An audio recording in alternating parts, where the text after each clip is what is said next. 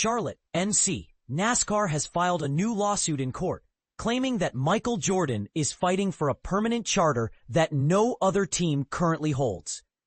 The case centers on whether 23XI Racing and Front Row Motorsports, which are currently racing as open entries, should be allowed to retain their charters after a federal judge decides their fate. NASCAR argues that neither of the two teams has suffered any harm by competing as open entries. But the dispute over charters has sparked a major legal battle. The lawsuit highlights a broader fight over franchise tags, essentially the right to own and operate a race team.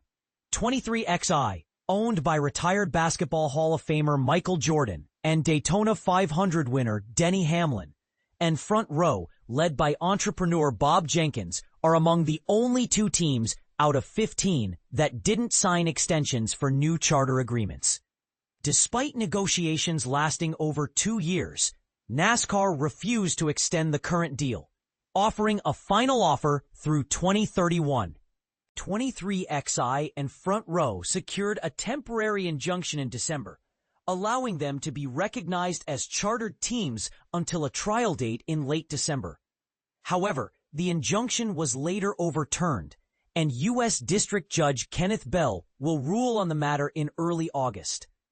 A July rulebook update ensured that the 6 cars representing 23XI and Front Row won't face elimination from races, with starting spots guaranteed to the 36 chartered teams in every 40-car field.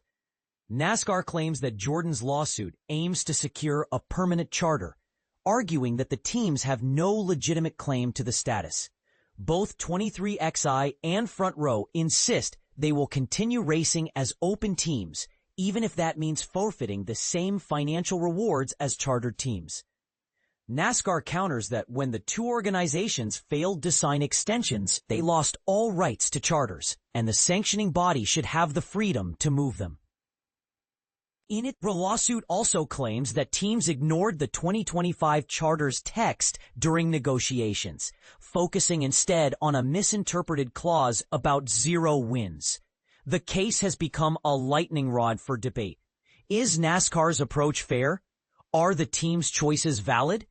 Critics argue that the system prioritizes corporate interests over competitive fairness, while supporters believe the ruling will ensure a more level playing field for all teams. As the legal battle continues, fans and industry experts are left questioning whether this fight over charters will ultimately reshape the future of NASCAR.